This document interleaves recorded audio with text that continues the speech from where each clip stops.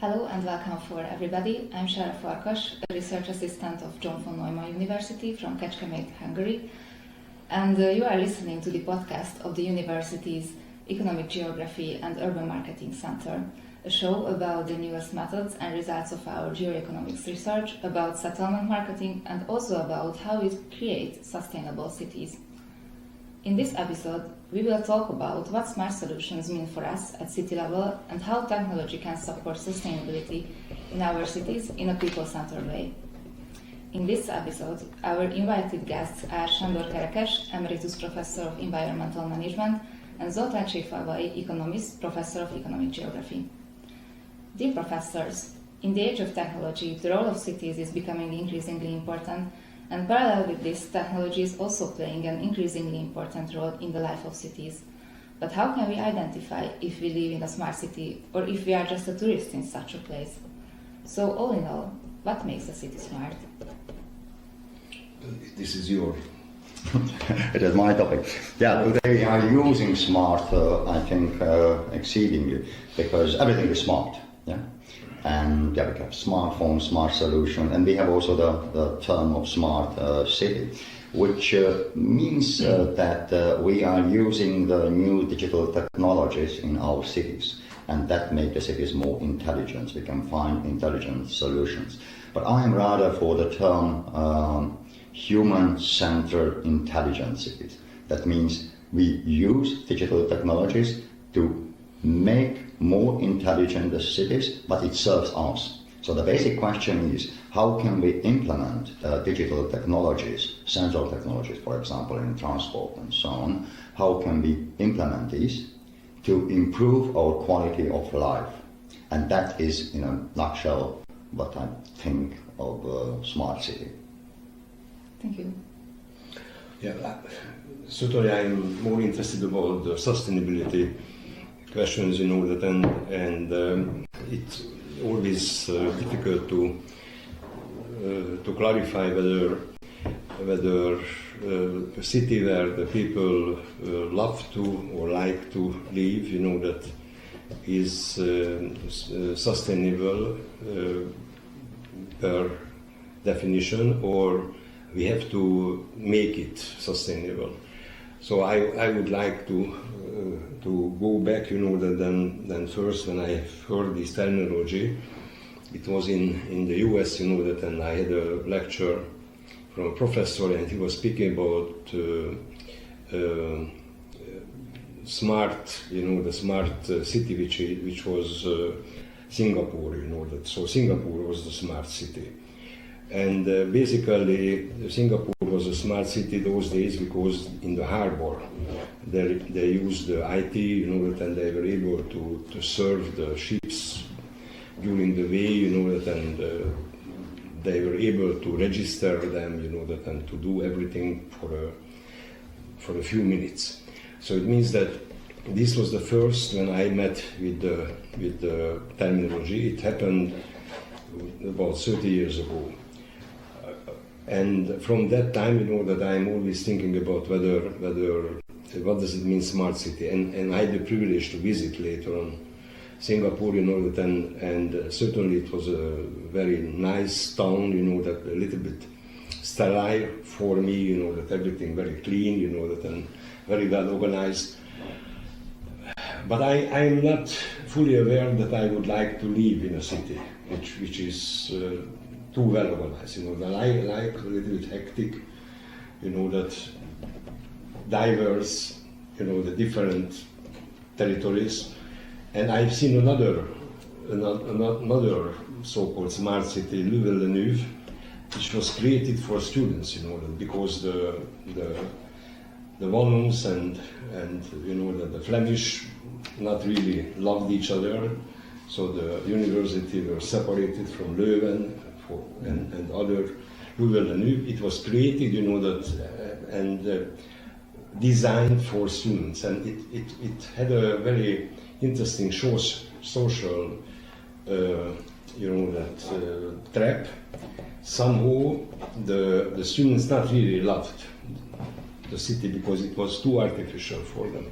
So when I'm speaking about the cities and smart city and sustainability, then for me the sustainability means that where the people love to be there, that, and they like it, and how to create a city which is sustainable. Maybe that the IT helps us a lot, but according to sharing, that different things. I see the scooters these days, that, and certainly sometimes I'm not very happy with it because the people who are not very smart, that they are leaving the scooters on the road, that, and making the accidents and things like that.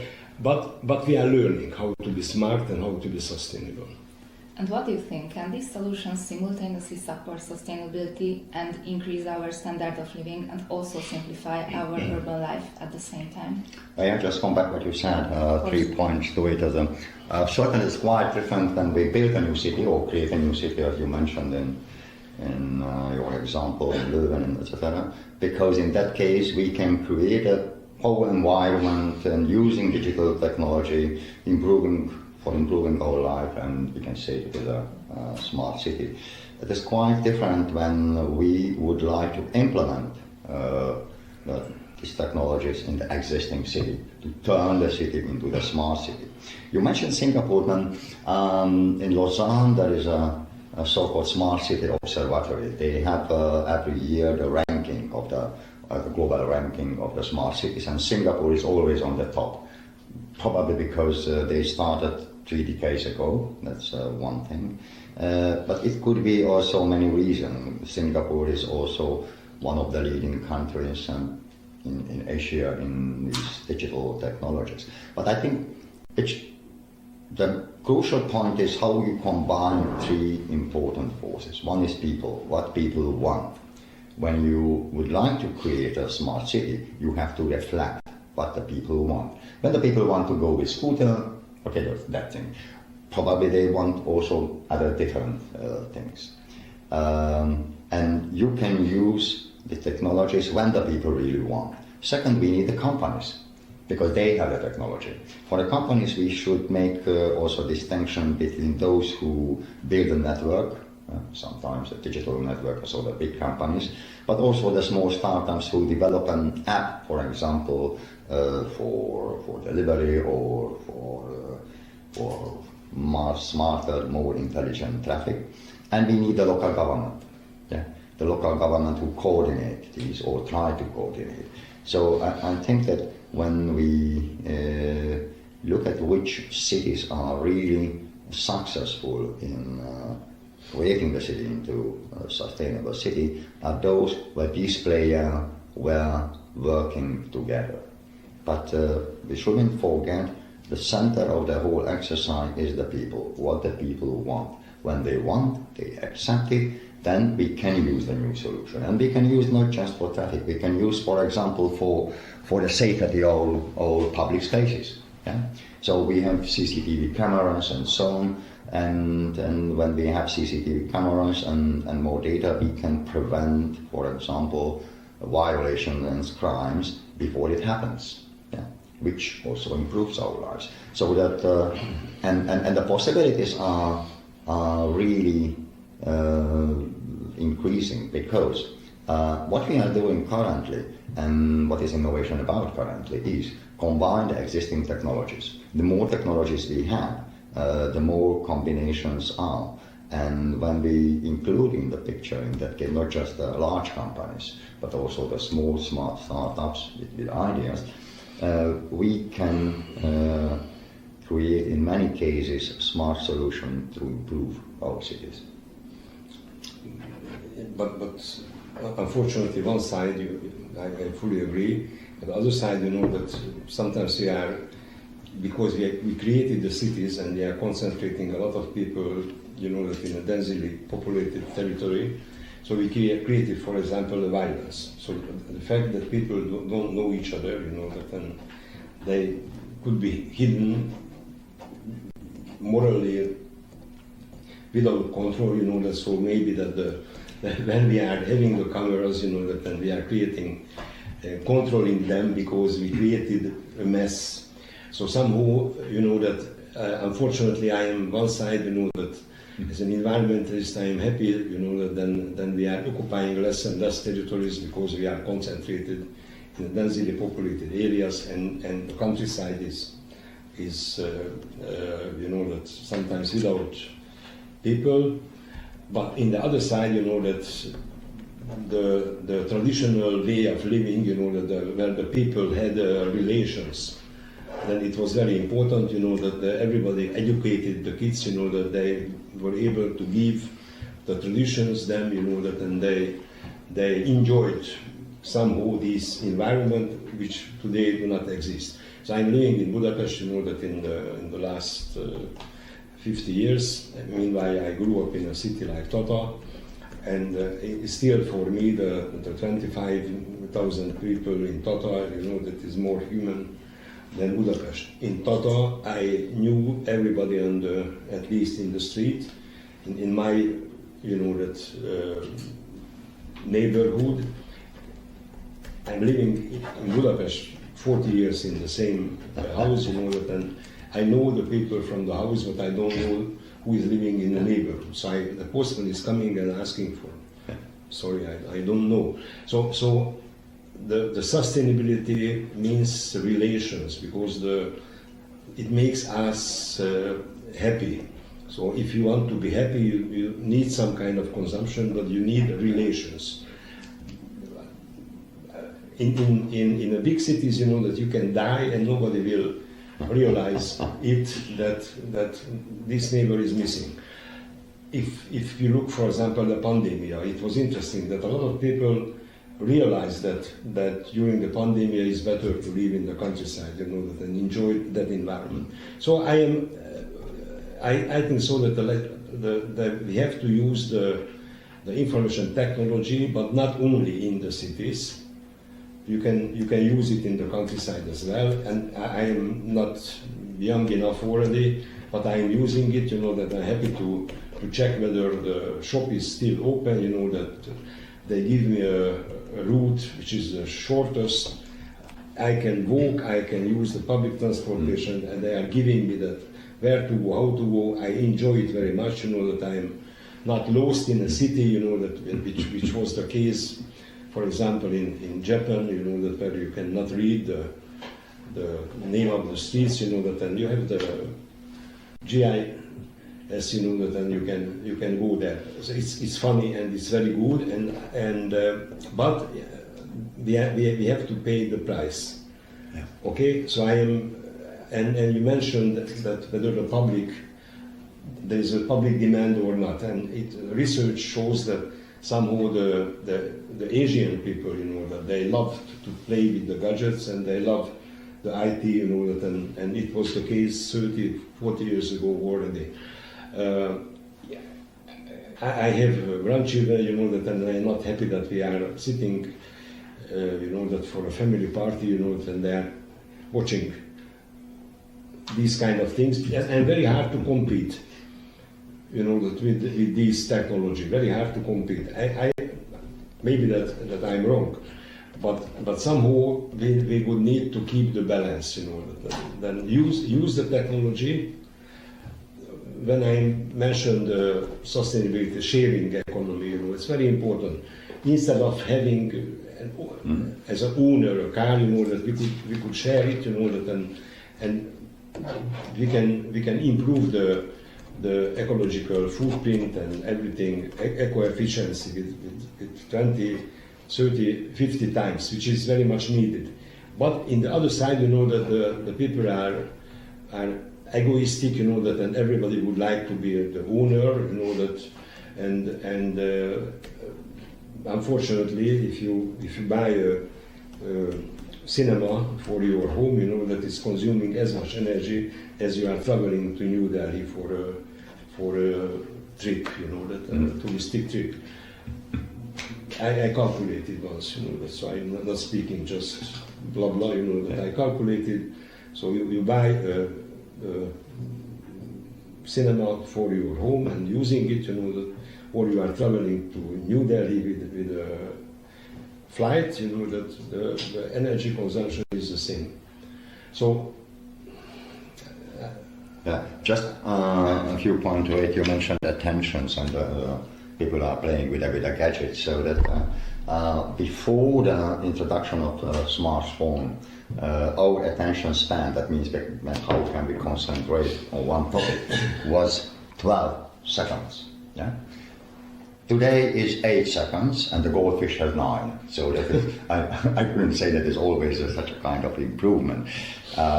Yeah, what you said is 2 points. One is the density in the city, and second is the community, belonging to a community, how can we live in the community. I think we need both. Yeah? And the smart cities, or the smart solution maybe could help. We need density, crucially, because cities is about density. And when we have density is, I would say, the parents of innovation. When people can meet to talk to each other, change ideas and so on, that proves. So we know it since Max Weber that we can find knowledge and creating new knowledge, the place for it, the city, because of the density. But secondly, I fully agree with you that we need community. We would like to live in community. And the huge challenge is how to create communities, how new technologies could help to create communities. Just one point, for example, in Paris there is a movement and also a company called Le Bon Coin. That means in a small environment you can offer and ask for small works. When you need just the tools to repair something, and on this application maybe your neighbor or a neighbor in the third house could help you and offer also the time to repair it and so on. And it somehow increases the community, and beyond we can say there is a smart, intelligent technology. According to, so when we talk about sustainability and so on, I think that it's true that using digital technologies means also somewhere consumption energy, also the clothes and the other. But what we are currently doing, we are producing more with less material. So I would say in a quite different example, you know the beer can. Yeah? The beer can was invented in 1958 and it was 85 grams. Yeah?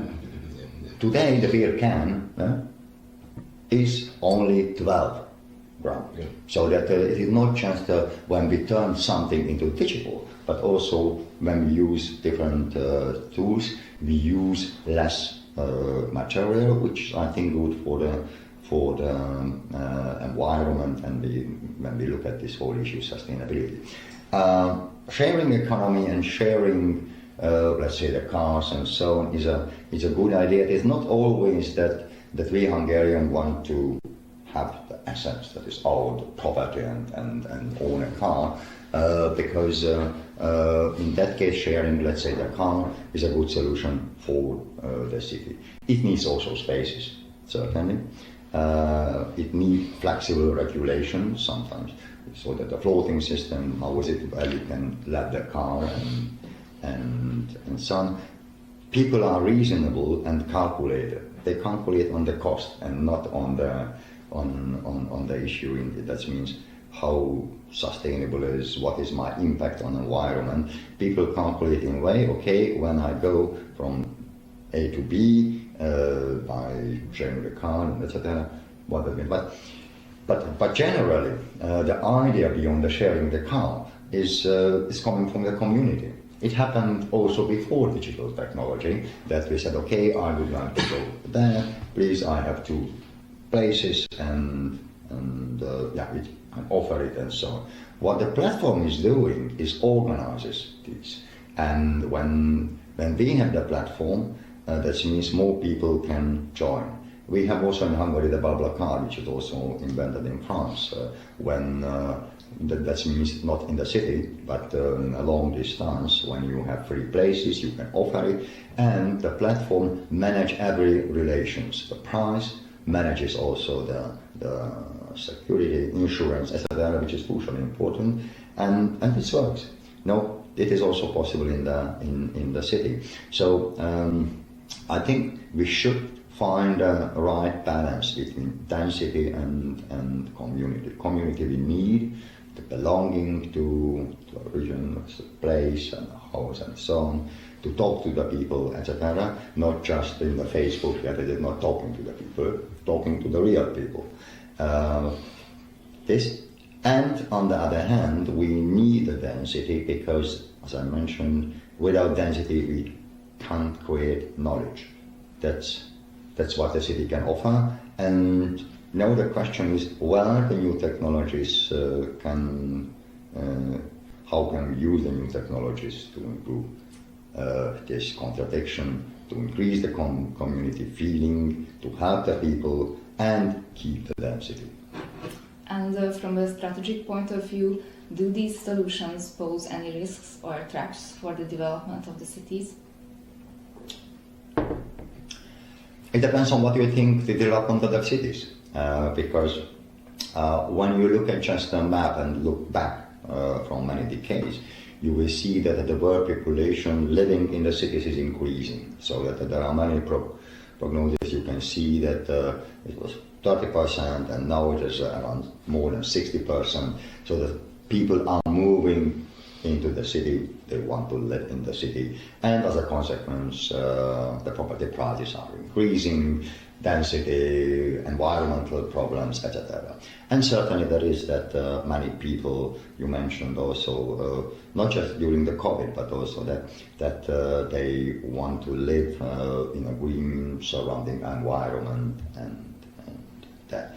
But I think the trend is that and it's not exactly in Europe, because Europe is special in that case, but in Asia, in Africa, and also in Latin America, the people are moving to the cities.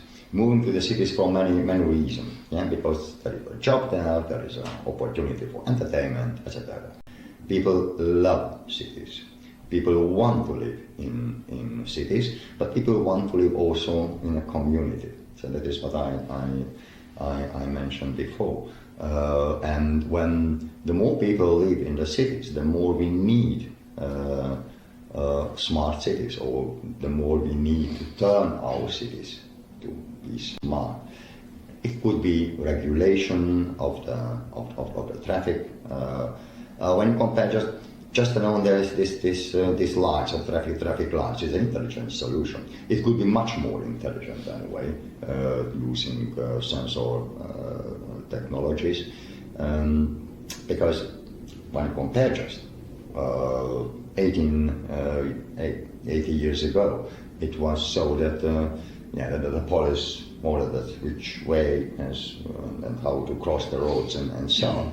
No, we have simple signal system, which is working, and we know how to deal with that.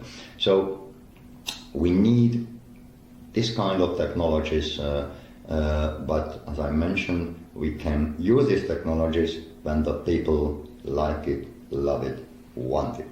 Without the people, without the stakeholder in that case, you can introduce many lovely digital technology in the cities, but no one uses. And just one point where we should be a little bit careful. Certainly these technologies are using data. The sharing economy platform also using data. So we should be also careful about privacy. We can find also the balance between sensor technologies, help the environment, make the city more intelligent. But on the other hand, we should make consideration what will happen with our data about us. What I see a little bit challenging, that so the people are living in cities, and if we are going ahead, that probably because of the IT, the automatization, and the technologies that we are using, that the people will be less and less engaged with the everyday's job, probably, or hopefully. So it's a normal tendency. So they will have more time. Unfortunately, if a lot of people together, that then, and they cannot enjoy the life, the boredom means, that very dangerous, that because unfortunately, if you are hungry, you will steal food to eat. If you cannot enjoy the life, that, and you can do nothing because you are not intelligent enough, that you don't need to communicate. You are not under the control. You are under the control of the technology. Then the boredom is coming, and this is somehow a problem with vandalism. That those people who are not intelligent enough, that, and if we are not taking care of it, so we have to create, that a city where the people love to be there, that, and they can enjoy, and they are getting the necessary, feedbacks. They are getting enough impulse from the city, that, and they are not alone, and not the psychologist the only person who is ready to speak with them. And I'm afraid that we are not focusing enough for the social side, of the smart city. So we need to try to create, that a city where the people are not making vandalism just because they want to rise a little bit, the adrenaline, and this is the way how they are doing that.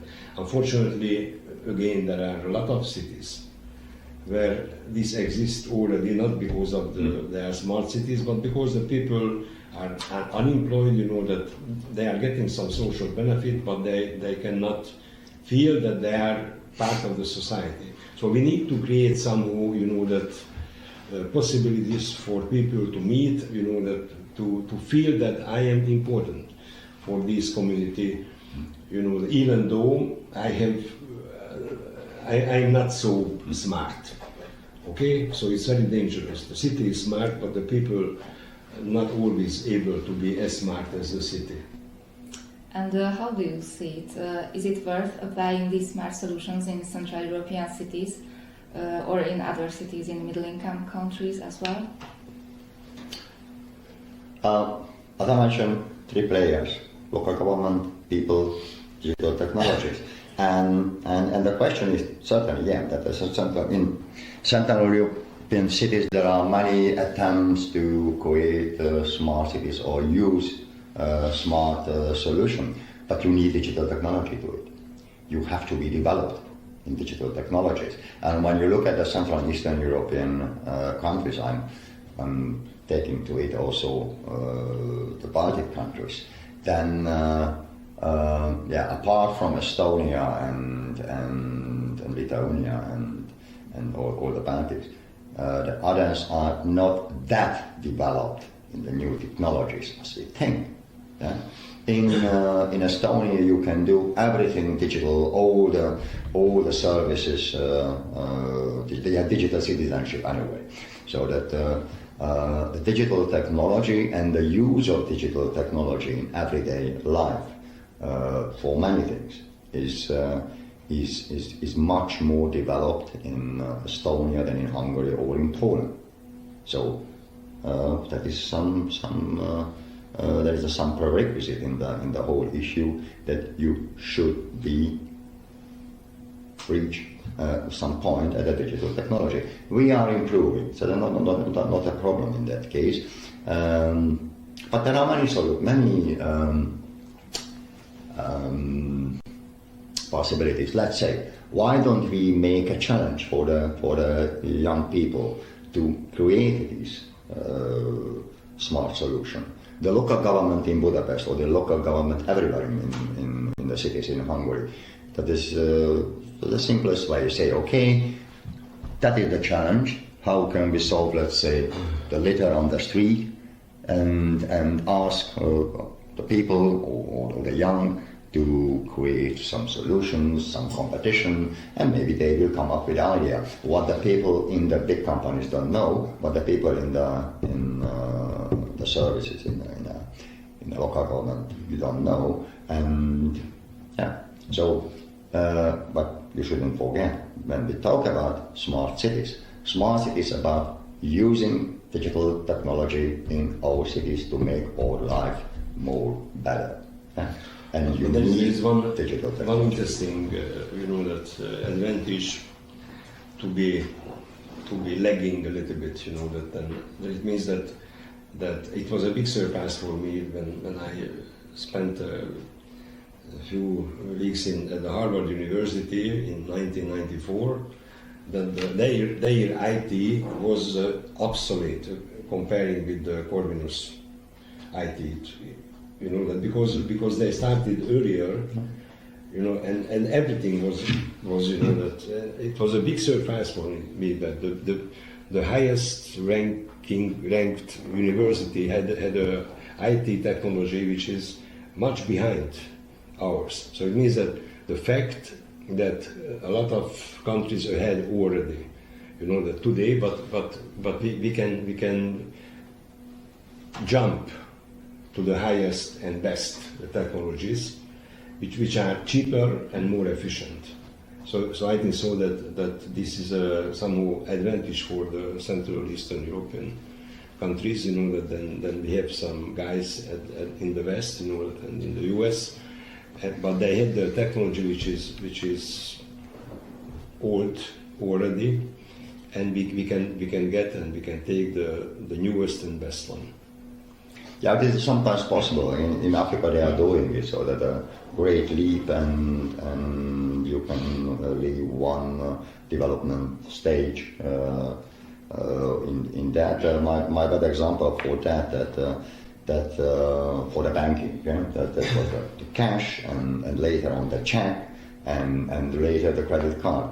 But when you look at back in Hungary, we hadn't had the period for checks. Yes. You remember that we've been using check now. We had this what you mentioned from an older technology into the newest. Thank you, dear professors. I would like to say thank you very much. And this brings us to the end of this episode. Thank you very much again to Professor Sándor Kerekes and Professor Zoltán Cséfalvay for this conversation. And I would like to also say thank you for all of our listeners. And I hope you enjoyed this episode. And if you did, please leave us a review and share this episode with your friends. So thanks again and see you soon for our next episodes. Thank you so much. Thank you very much.